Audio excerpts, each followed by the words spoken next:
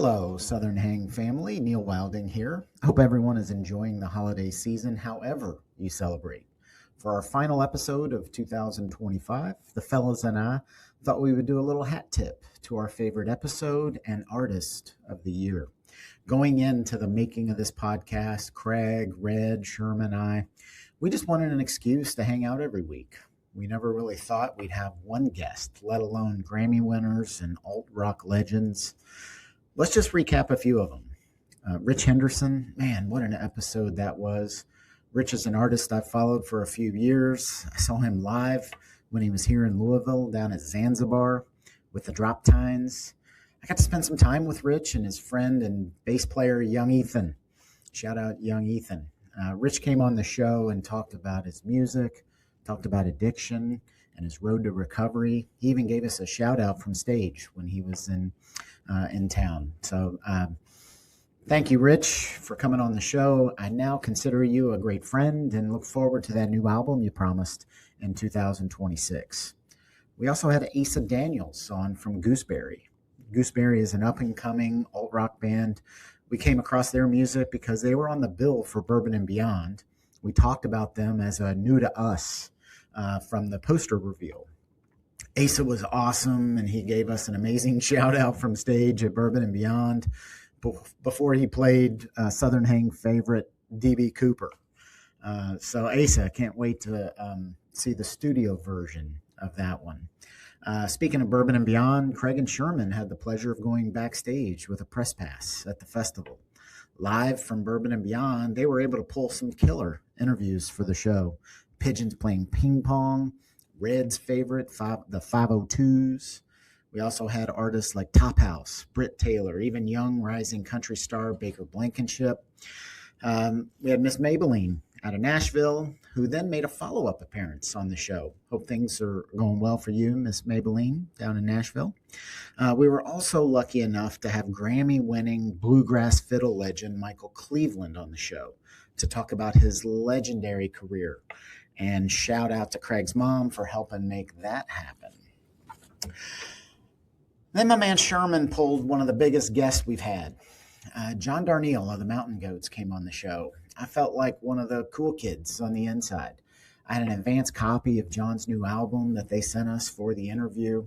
The new album's called Through the Fire with Peter Balkin. It's a concept album, and he talked about that on the show. That album went on to become one of the more celebrated releases of the year from music critics. We did that show a few months in advance of the release, so we had to keep it in the can until November.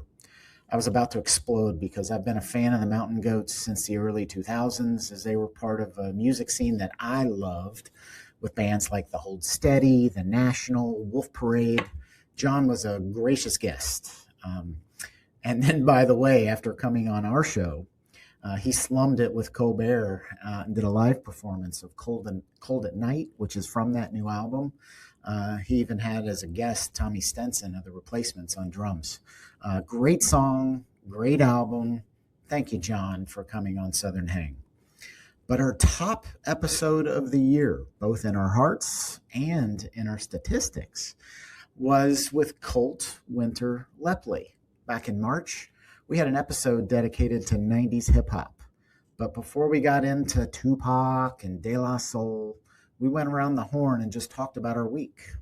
In that episode, I told a story about finding a new song that I had come across, not from a hip-hop artist, but from more of an Appalachian sound, and I had not previously heard of him.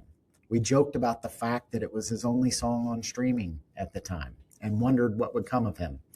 Of course, we're talking about Coltt Winter Lepley. That song was The Bandito, and Coltt has since become a Southern Hang legend. Coltt came on the podcast the following week, and we met Coltt at one of his shows later in the year. Coltt, my man, congratulations on all of your success. That first record is an instant classic, and I can't wait to hear what you have coming next. So when you blow up, and trust me, that's already starting to happen, don't forget about us four knuckleheads from Kentucky, because Coltt will be proud to say we knew you win. So for our final episode of the year, we give you our most beloved episode of the year. Mr. Coltt, Winter Lepley from March of 2025. I hope everyone enjoys this episode as much as we did, and we look forward to talking to everyone again in 2026. I can't say how much fun this podcast has been for me, and I speak for Cotton, for Redmond, for Sherman, all of us here at Southern Hang. Thank you so much for being part of our 2025. I never would have expected it. It's been an awesome surprise and can't wait to see what comes in for us in 2026. Thank you so much and have a great holiday season.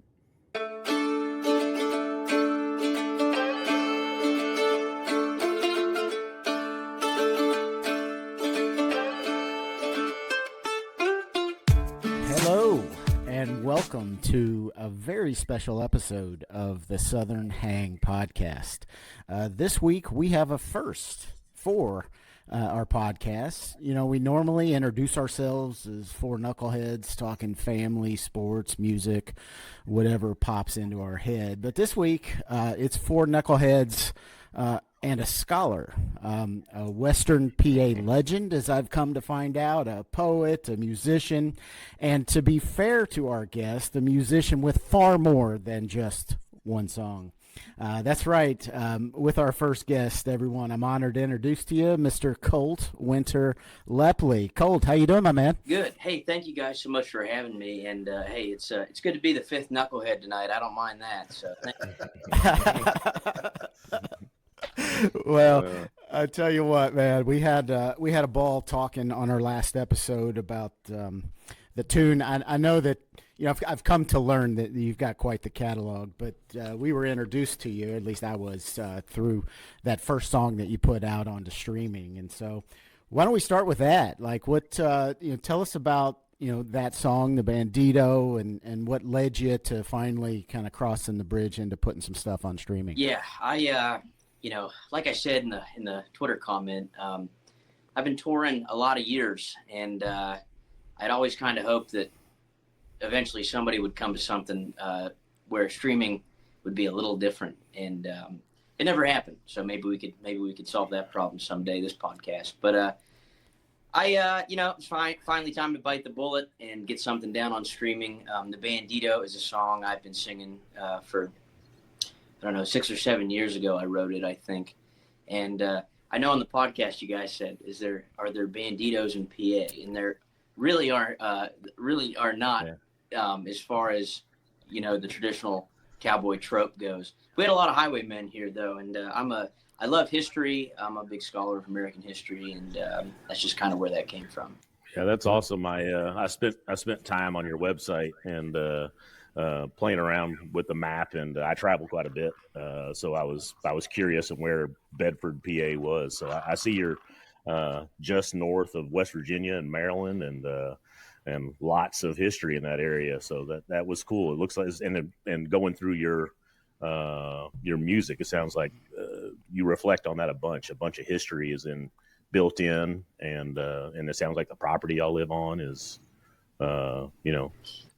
been there for a long time. That's grown up around some cool parts. It sounds like. Yeah, we had the Whiskey Rebellion happen here, which a lot of people don't know a whole lot about. You guys probably do, being from Kentucky.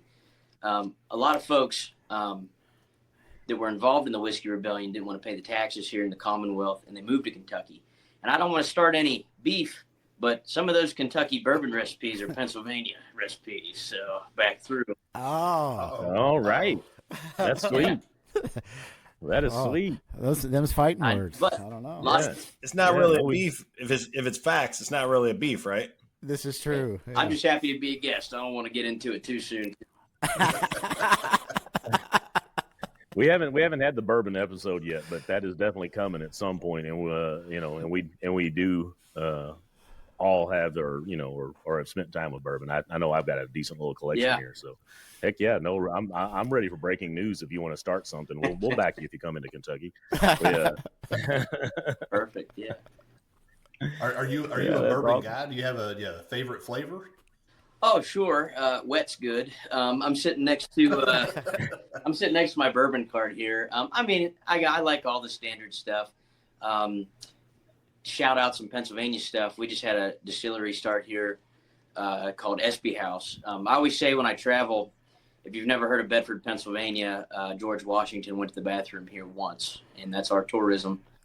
And the house he stayed in is called the Espy House, and they just started a whiskey line. But there's a lot of good distilleries here, a lot of white whiskey distilleries here, and if you guys ever come through, it's a cool spot. Yeah. Hell yeah. Have to add it to the list. No, I've got some builds. I got some builds coming up down the road in PA. So I just finished one in Ephrata, Pennsylvania. Ephrata, yeah. So that was cool. Yeah, that was cool country, and enjoyed all the Amish and the countryside out there. So yeah, that was cool. I was looking you up and trying to figure out. And then Hagerstown.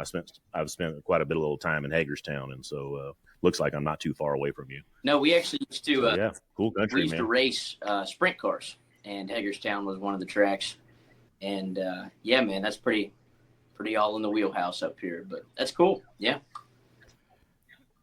Oh, awesome. Yeah, that's a segue. I've got that listed as one of my questions. So yeah, I see that you're a race car driver, or were a race car driver. So what was that all about? What kind of race cars we talking So about? I started doing the oval dirt go-kart stuff. I don't know how much of a racing scene you guys have down there in Kentucky. I'm just not very well educated on it. But it's just like little offset chassis go-karts, dirt tracks, dirt ovals, not the asphalt stuff. And then we graduated to 305 sprint cars, which are full-size sprint cars, 305 cubic inch engines. And they're a little cheaper, a little more economy class, But Pennsylvania is a really hot spot for sprint cars. It's like sprint cars, West Coast, Indiana have really good scenes. And I was lucky to have really good sponsors for a long time. But when I went back to grad school, it was kind of like pick one or the other, of the two expensive things you want to do. What age was all that you were doing all that? I started racing when I was in middle school, and then I raced through undergrad sprint cars for a while. And then, so I went from spending a lot of money on the weekends as a race car driver to making very minimal money on the weekends as a musician. So big change. Right. Well, we're going to work on that. Yeah, good. Yeah.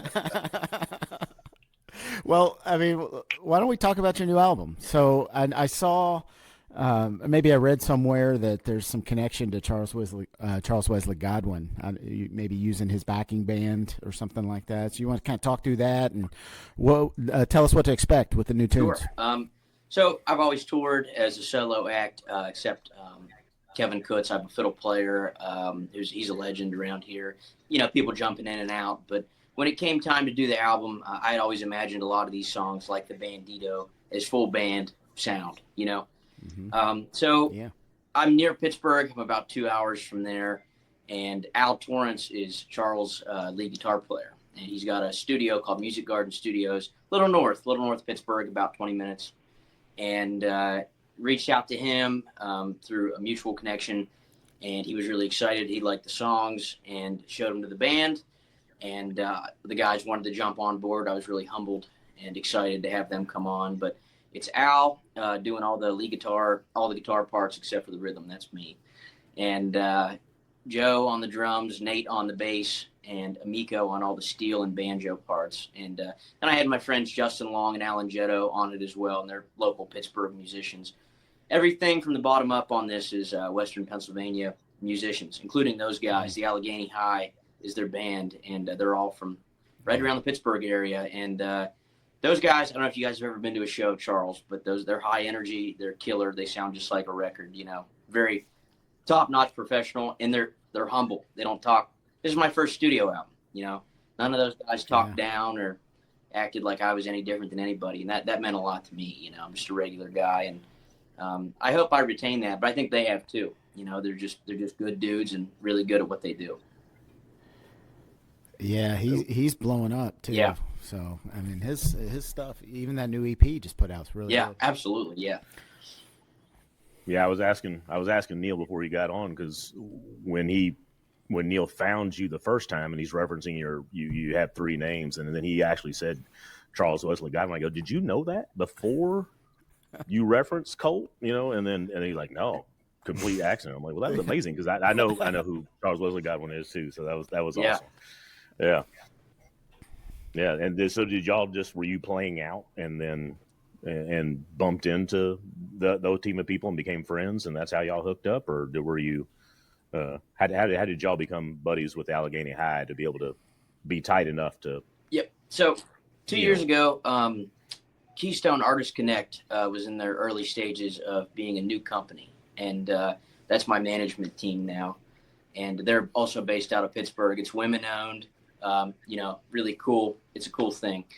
And I asked Danny, who's kind of the one that works closest with me, if she knew any good studios around Pittsburgh she would feel confident with. And she said, yeah, I think Al's got this studio. And I texted him. It was real casual. And he said, yeah, drop by. And so those guys were all in there cutting something. I don't know what it was. And I didn't ask. It was kind of like, keep it, And there's a number of other folks in there.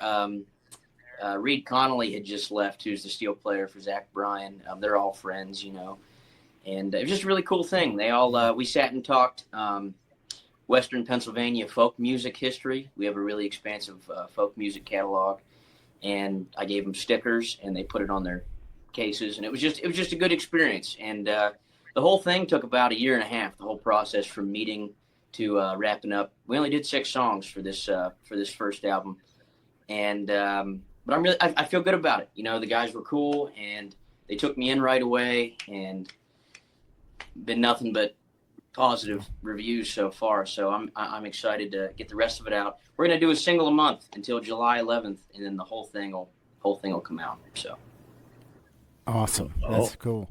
And did you tap into your back catalog for this, or did you write some new stuff? I think the newest song on this record is 3 years old.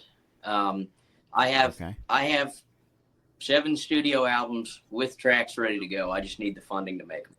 Oh. There you go. We pop off. That the truck payment's not getting any cheaper, so I gotta. Yeah, hell yeah. So now I'm understanding when we went on and looked for your tour and we found that you were playing for 2 hours, and I kept thinking the one song. Now it's making sense, Coltt. Yeah, it is. Now it's making sense. Well, I'll tell you, we've got kind of I like to say, a cult following around Western PA. I play everywhere. I played out in Wyoming. I played Nashville, up to Maine. Just did the Texas run, and so we've built little pockets of weirdos around the country, and I think it's been a good thing. Every time I go somewhere, people come back out. It's cool to see people again, and I just think you just be kind and personable with people, and mostly you play good songs, hopefully, and they want to come back out. But yeah, you guys, heck yeah, I'm excited for you to hear it. Yeah, that's Absolutely. great. So how's that work? Like, being someone like trying to build a career. It sounds like you've been at it for a while, and working hard and I'm sure you've been playing good music the whole time. I mean, what's it like paying your dues like that and finally getting to a point where you're ready to put out something to the world? Well, I'll tell you, I always try and tell younger people getting into it. I think the best thing you can do is go cut your teeth in rough bars, and go learn how crowds interact and how hecklers work and stuff like that. Because you gotta be quick on stage. And I've been really stoked about the people who've come out to shows and really enjoyed the music for all the years.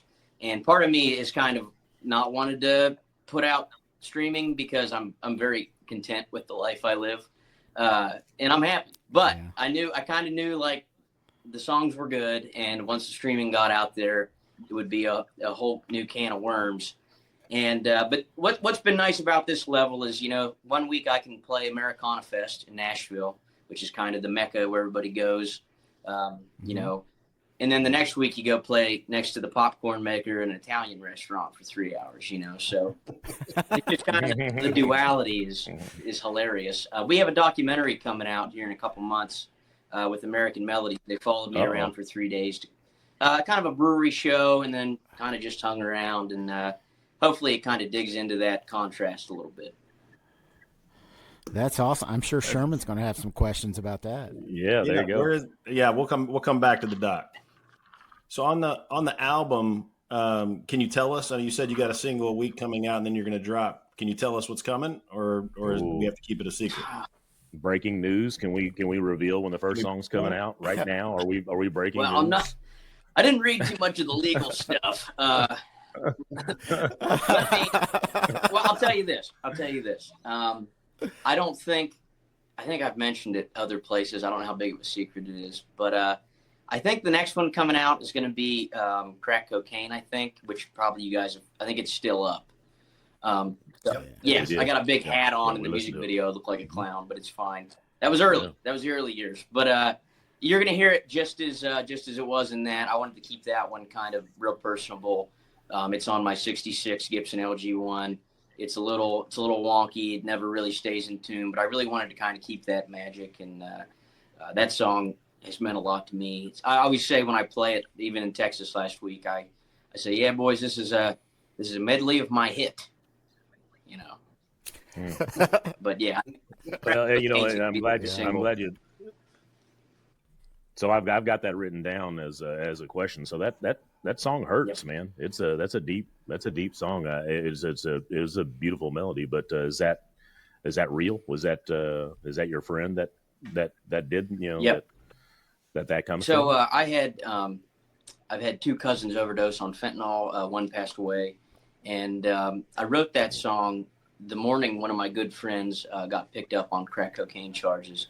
And it's kind of an amalgamation of his story, my cousin's stories. Then I had two kids that I graduated with who have also passed away from overdoses. And I just kind of meshed them all together. And, it's just you're scrolling Facebook and you see your buddy's mugshot. It's just kind of one of them things. But, yeah, I always tell people before the song, I'll do a funny one after this, but this one's going to be serious.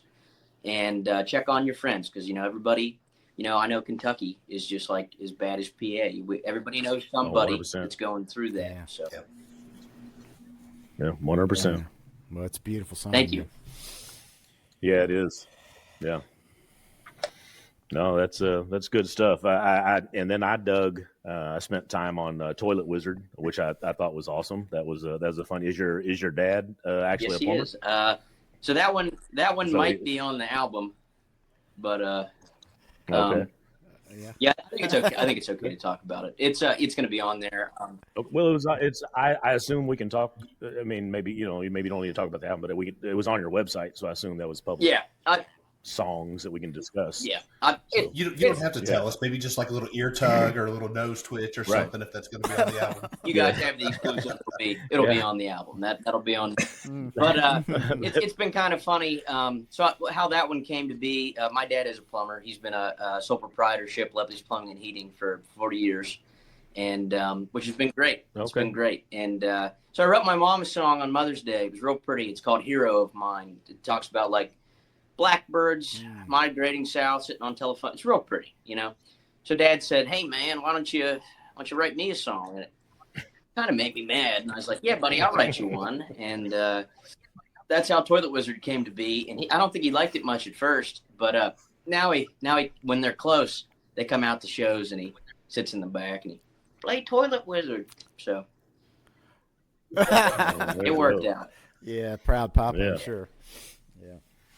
Yeah, I thought that was awesome. I watched your video. I loved you sitting on the toilet, and then I'm a electrician by trade. I do construction now for a living for Texas Roadhouse, but electrician by trade. So I'm doing deep dive, trying to zoom in on your logo, and I can tell you're wearing some form of plumbing on your video. So I'm like, I wonder if that's just Pops' stuff. And so I was looking on the video at all of it, and then I think there's another song video, maybe you're wearing like a plumbing hoodie on it or something like that. And so I thought, well, that's badass. So one of his part suppliers is Aquaflow. I don't know if you deal with them at all.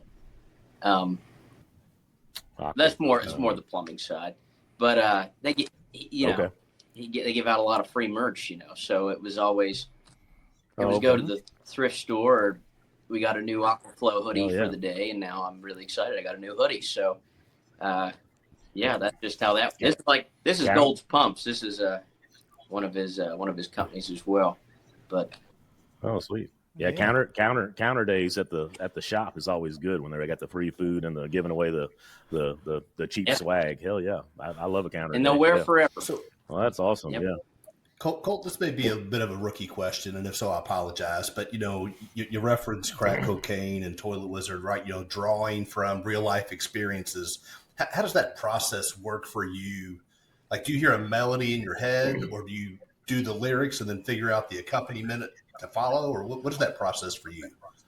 So I think that, first and foremost, anybody listening out there, I don't think there's any right or wrong way to do a song. I know for me, I think for me, I'll probably hear a turn of a phrase, or I'll see like a scene that's like crazy, just anything that moves me right away, I think. But I have to act on it. I have to get it down. I almost have to make time for it in that moment to really make some lines, And but it's got to be intriguing. It's got to be interesting. I don't listen to, and no cut to you guys if you do. But I'm not real big on the big truck country music stuff. And we've heard that song 1,000 times. And how many songs about plumbers are there in the world? Probably a couple, but. Handful. So with that being said, and I know you said you got a lot of the catalog here ready to go. Do you have just scrapbooks upon scrapbooks, right? So as you're traveling and touring, hey, this could be an idea for a song. Let me jot down a few ideas, and either you expand upon it at the time or you circle back later. Yeah, I think I actually just had to buy more iPhone storage because my notes app. It's been kind of nice. We don't have to have the big books anymore. You just fill up your Gmail until it bugs you to buy more storage. And my voice memo app is just full of little turns of phrases, or we were at Arlen Studios on Friday, which is Willie Nelson's family studio. It's where we played Friday. And there was a fortune teller. I don't know what I can talk about here with anything, but there was a fortune teller pulling the tarot cards of two of the guys that were doing legal edibles, hill country edibles. And I was like, you got to write that down, That's just an intriguing theme, So that'll be something eventually. No, you found the whole right group here, buddy. You're hitting on all of it. So music and all the above. You are all on it. So yeah, if you guys ever come to shows, totally absolutely. unrelated, I take tips in all shapes and sizes. So there you go. Noted. Awesome. Well, Coltt, you talked a little bit about being in Western Pennsylvania and a small town, and there was one song, "Doves and Pine Boxes," that it hit me just going through your catalog. And again, we've just found, just learned about you, so we're all jumping in trying to grab everything we can. But talk a little bit about that song and kind of where that came from, and what maybe even where that began. Back to Brian's point, where was the genesis of that? So that was one of those songs that had came to me in pieces, right? You guys watched the Wallflower Wanderer video, right?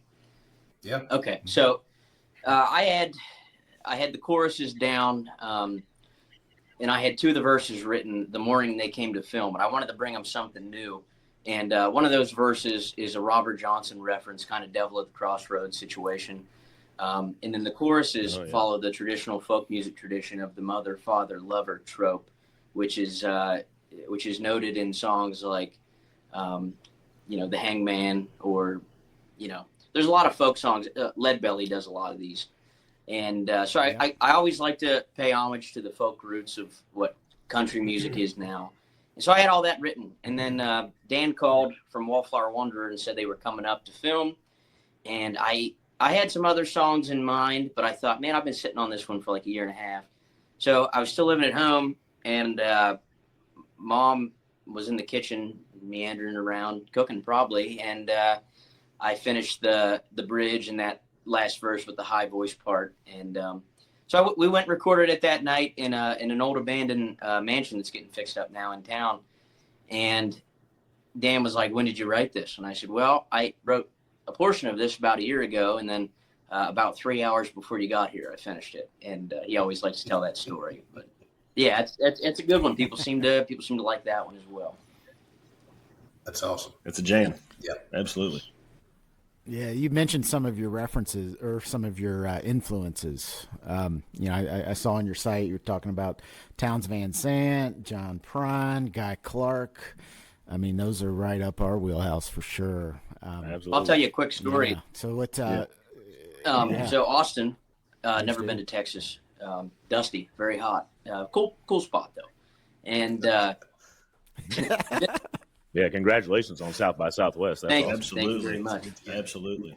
We had an Airbnb, and I don't know if you guys got to see those pictures or not. I traveled down with Tyler James Kelly and Kristen and Danny, and they're both with management. And we had a driveway like this, and the RV is long.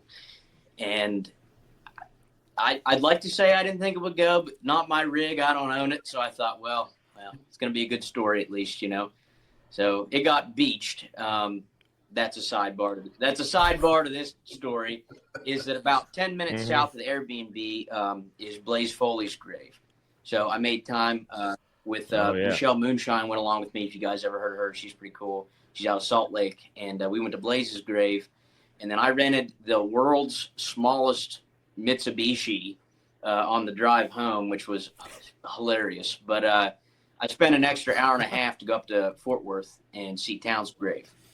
And it's crazy to see how Fort Worth's urban sprawl has kind of enveloped that graveyard. There's like a gate guy, and I was like, hey, man, I'm trying to see a grave.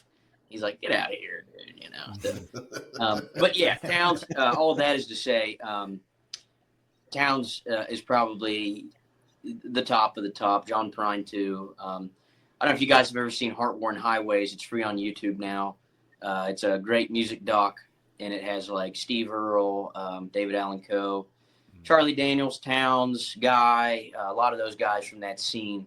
And I unironically have called that the Bible when I do my cover sets because I do a lot of those covers, But I think you got to recognize where the bar is and don't have any expectations, but just know where it's at. And you got to know what good writing is to do it yourself, I think, Oh, absolutely. Prine's a poet, and we're in Kentucky. I think I'm only 2 hours away from Muhlenberg County, so we've been down there a few times, and I know that area. Know all of Prine's, all of his playlists. So now his son's doing music. Yeah. He just played in Lexington not too long ago. He was at the Burl in Lexington. Yeah. I wanted to go to that. Tommy show. actually played a set.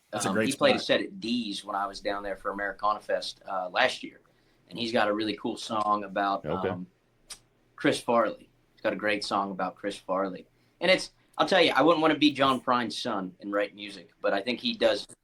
No, that's a But he does great thing on his own, his own fruition. So I think that's a cool. Yeah, definitely. And I think he kind of hesitated, right? Didn't he? Not want to go into music early because of that, and then found his way. Was that? I wouldn't want to be a plumber, right? Because my dad does really good, but Did you get to bump into some cool artists while you're down there in South by Southwest and hang out and like people that you were like, dude, I had no clue I was going to get to sit in a room with, artist whomever, and get to or shoot the shit with them for a couple minutes? I'm pretty out of the social media. I mean, I have to do it, but I'm not the greatest at it. Sure. And so Danny had mentioned they were all going to go to Luck, and they ended up getting me a ticket, which was awesome because those tickets I found out are like $600, $700 a piece. And so we get to this dirt patch, and it's Willie Nelson's Ranch is where it's held. And you start kind of walking around and looking at some of the artists walking by. I actually saw Eliza Thorne. She's upcoming. We've always known each other from social media. I opened for Palmyra last year, and I got to talk to them. They were there. But I also got to see Taj Mahal perform, which was amazing. Oh, man. Lucinda Williams had Steve Earle backing her up on harmonica.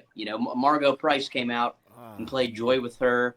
And then obviously, seeing Willie's a religious experience. And I'd like to think I have a lot of the traditional masculine values in the world, but I teared up during Angel Flying Too Close to the Ground, and then he did one with his two sons, and it was like, I don't care. This is amazing. Yeah. Oh yeah, Red-Headed Stranger is one of the greatest albums of all time, and then that Angels Flying is just amazing. I've gotten lucky twice in my life. I've gotten to meet Willie, so I've gotten to. Now they were all. It wasn't like I was hanging out with him. He came off. I shook his hand. I got a picture.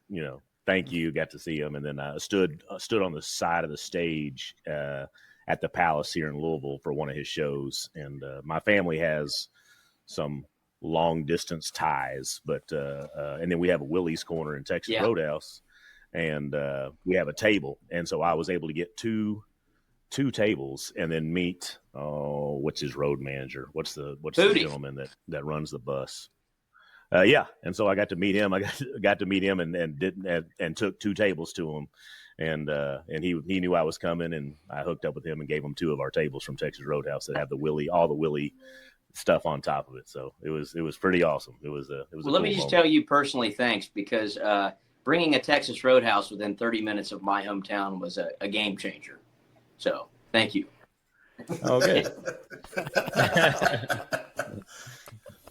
Yeah, I don't know if you can see my mural over my head here. That's Willie in a truck driving a bunch of bourbon barrels that came out of one of the old roadhouses that we relocated. Yeah. So yeah, I've got some cool Willie that's stuff. Pretty neat. Yeah. And I'm told my first concert in my life was Willie at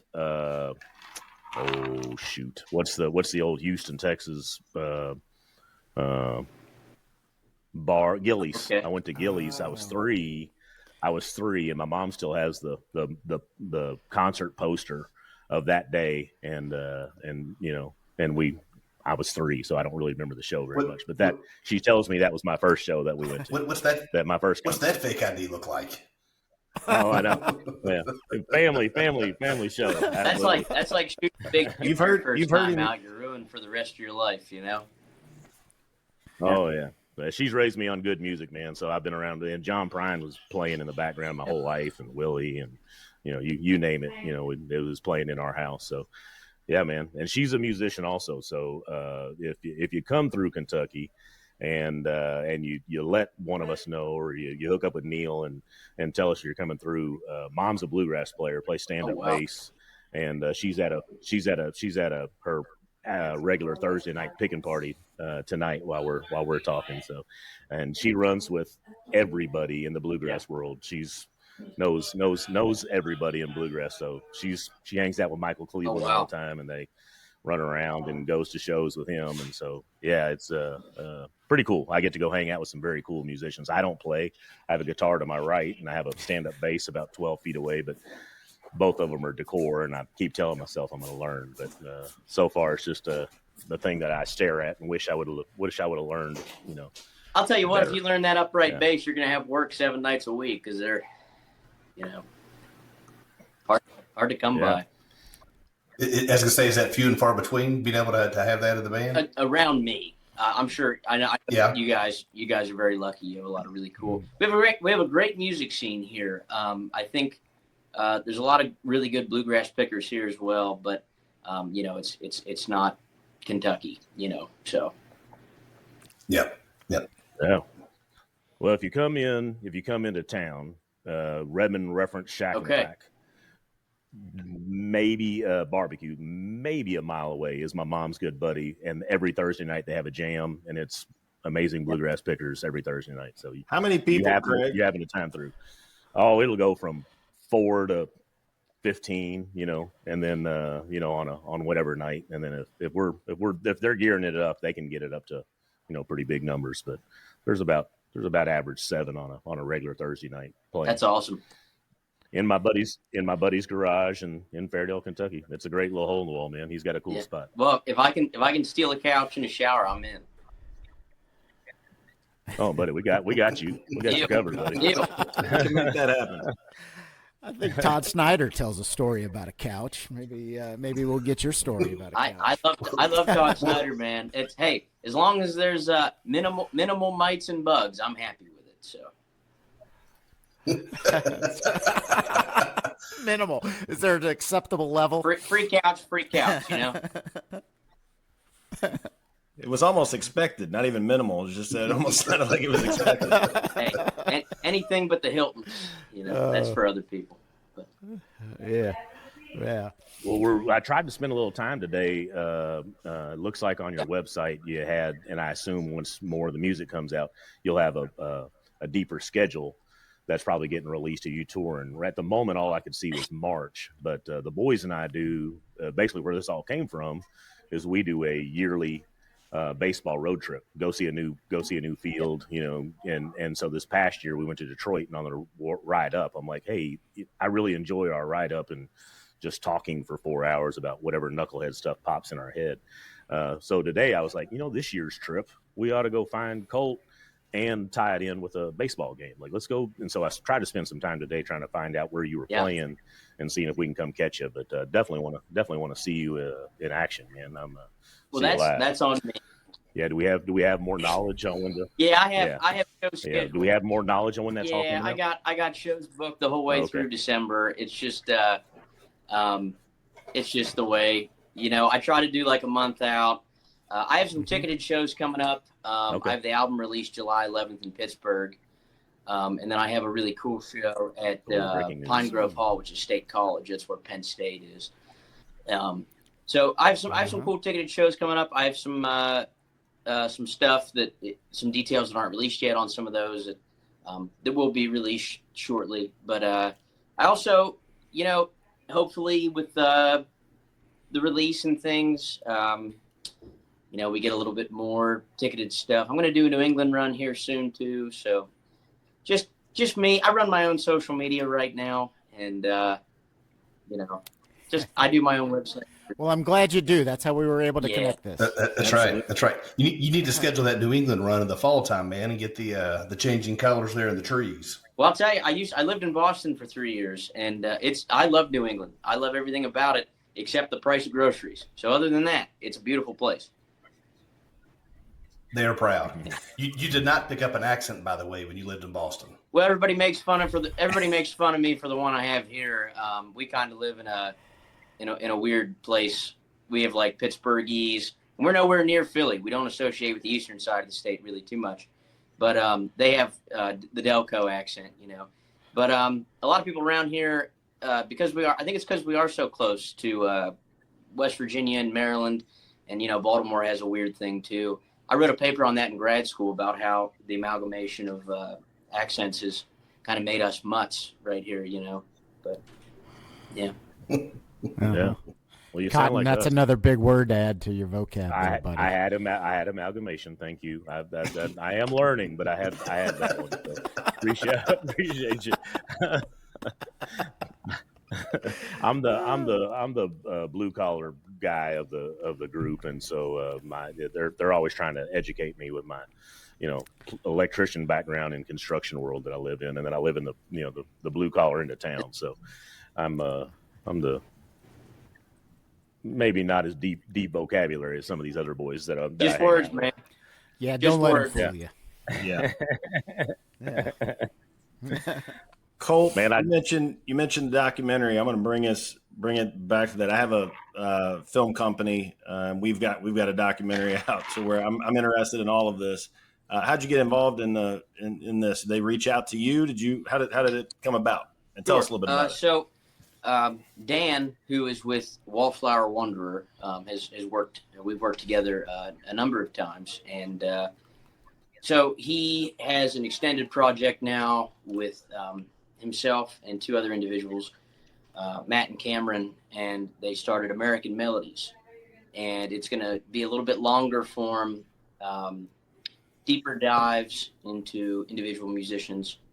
They only have one episode out right now. It's with Virginia Maslin, who's more central Pennsylvania artist, and she's incredible. And they do a really good job of, you know, doing deep dive into our background, and you know, not too deep, not too deep, but enough that we can share with the family, you know. And, keep it on the up and up. Yeah, it's gotta be all PG-13, I guess. But No, it was really cool. They, like I said, they hung out with me. We did a lot of filming, and I'm in my apartment. We did a lot here. Did a lot at my family's house. They followed me to a show out near Harrisburg, and just kind of, we're flies on the wall for the most part. There's a little interview section, but I think it's just a neat thing, and I think it'll be good to coincide with the releases and some other exciting things we have coming up. So, yeah. And where can we watch It's it? just gonna be YouTube. It's a YouTube channel. If you guys want to check out Virginia's episode, it's already up there. American Melodies, and they're gonna do some promo and stuff. You'll start seeing some pushes on like TikTok and all the spots. So, yeah. Perfect. Yeah, that sounds cool. Does Southern Hang have a TikTok yet? Hey, I saw some. Well, you're talking to the guy who is in charge of the social media, who, like you, doesn't do social media that well. So yes, we have one. We're really on Facebook, Instagram, and X, Twitter. But we have a TikTok. We need to get that updated. Sorry. So I'll take blame and credit for both.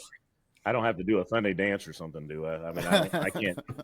That was pretty good. All that stuff, so you're asking the wrong guy, Yeah. I'll just edit what you just did and put it in a TikTok. We'll be fine. That's right. That. Can't wait to see that. Yeah. Hey, Coltt, I got to ask real quick. Obviously, you're playing music on the road, right? It sounds like certainly something that you love, but being a published poet and author, is there a specific medium that you like or enjoy the most? I think I come to my songwriting from a very lyrical standpoint and storytelling standpoint. When I was at Emerson College, I did creative fiction, right? And I tried to focus that around Appalachian characters and stories. And you know how it is. I mean, you guys are from Kentucky. I think a lot of people dunk on people from our areas. And what I tried to do was give, write those characters with dignity and give them a place where you can read about them and their hardships, but not so much. You're not dunking on anybody. There's no down to those people, and I think that's important. I don't know. I think they all come from different parts of the brain. I think when I write poetry or fiction or songs, they all feel a little different. I think I have 4 novel ideas in the chamber too. The publishing world's just as slimy as the music world is, and it's just different. So I think music is what's keeping me fed and keeping a roof over me right now. I'm very lucky to do that. I'm very thankful. But I always hope that one success will inform the other, and so hopefully down the line, if we can get 6 or 7 of these albums out, and I scratch that itch, then I can go do some novels. And I have, I don't know, hundreds of poems. I have a song coming out eventually. It'll be on the 3rd album, called An Occurrence at Dunnings Creek Bridge, which kind of plays off the Ambrose short story from the Civil War. But there's a line in it that says, I always ask people at live shows I said, show of hands, how many people here are authors or poets? And it's always people, and they kind of give you like the half non-committal. And I said, yeah, I wouldn't raise my hand either. And then the next line is, nobody ever reads anybody's poems unless you're dead or on the way out, so hopefully we get those numbers up, and I can cash in on it all someday. That's right. Well, Coltt, I mean, we've taken quite a bit of your time here. I think it was probably getting to a point where we should wrap this up. But I got to tell you, I'm glad we, just out of nowhere, I decided to talk about your song on the podcast, and it led to a heck of a conversation. And it all started because I absolutely love that song. And then when we dove in, I love even more, more of what you got coming. So we're really excited to see the fact. When I said that we're getting in on the ground floor, I was thinking maybe first album, but the fact that you got 6 or 7 more in the hopper, man, that's really exciting. Hey, first of all, let me just say once more, Thank you guys so much for having me. Absolute pleasure and a great opportunity. And, hey, hopefully this will be the first of many interactions with you guys. So I really look forward to that. But sorry, I didn't mean to cut you off. Sorry. Well, no, I shouldn't have stepped on it for sure. But I tell you this, you're going to see us at a show. We're going to make that happen. Whether it's this summer, this fall, whatever it may be, we're going to come and we'll let you know when we're coming, and maybe we'll spend some time together at that show, man. We're really excited about hearing more what you got to offer. Yeah, I'll make sure it's not the Italian restaurant. Try out some of that Pennsylvania bourbon. Yeah, hey, I got a cart. You say make sure it's not the Italian restaurant. I got a cart stocked for you guys. I'll make sure it's not the Italian restaurant where I'm playing next to a popcorn popper or anything, and or maybe I will. Maybe that'll be the one I bring you. The story just sounds warmer. That's right. Yeah. Hey, don't put it past us, man. We might stay for a couple days, Coltt. You never know, buddy. We might hit the Italian restaurant, Penn State. We might hit them all. I got a futon and an air mat with a hole in it. So let me know. And then I'm a new owner of a 38-foot trailer. I'll load them all up and we'll do a road tour. We'll come up there and park in the driveway or in the That's fine. Front lawn. Hey, you had a quote on your webpage I saw today, and I read it and I was like, dude, that's us. And you said, I was born to tell stories and go into the world to bullshit with people about my scribblings. And if we can all manage to a laugh or a nod about something together, I prefer folks as delusional as me. And I was like, dude, that's us. Like, that's good. Every bit of what he just said, I was like, that's us, four knuckleheads. And I was just excited we get to, talk music with an amazing artist. Man, this was badass. Thank you guys so much. So cool. I had that highlighted too. Yeah. I was going. I stepped. I think there's a lag. It's probably me. I'm working on that rural Wi-Fi. No, but I had that. Worries. But no, I just think that the only thing I can do as an artist is, like I said, we've heard the song about the trucks 100 times, and I like trucks. Don't get me wrong, but if you can make people laugh or cry and flip that on a dime, I'm doing everything I can do. And I don't care if I am playing next to a popcorn maker or I'm playing on a stage or Americana Fest or wherever have you. I think people at the end of all the art recognize authenticity, and good stories always prevail. And I think good people always prevail. And I just come out to a show, and I always tell people, if you come out and you don't have a good time, then that it ain't for you anyway. But it's just been really cool to see like big burly dudes break down and, and then stick around after a show for 45 minutes and tell me a story about their family, or, that's kind of the real meat and potatoes of it. And buy some merch, right? I know that's a big part of it too, right? Well, yeah, it helps. Yeah. All right. Well, Cotton, you want to take us home? No, I don't know that you could have finished up this episode any better than what Coltt just said. Coltt with the silent second T. I don't know that you could have wrapped it up any better than what you said, man. This was incredible. I am so jacked about this episode and just getting to meet you. And we're like you said, we're coming your way, or if you come this way, it's barbecue, a couch, and we'll take you around to some people here that can pick around this area and introduce. The pleasure's all mine too. So thank you guys again so much for the opportunity. It was wonderful meeting all you guys, and I don't want to keep you too much longer. I know Pappy's got to take his teeth out here, so you let me know. The toilet wizard. Well, tell him, being that Mom got the first song, he get more nod in the podcast. So maybe that'll make Dad feel a little more at ease. Thanks, Coltt. We appreciate you, man. We'll see you soon, buddy.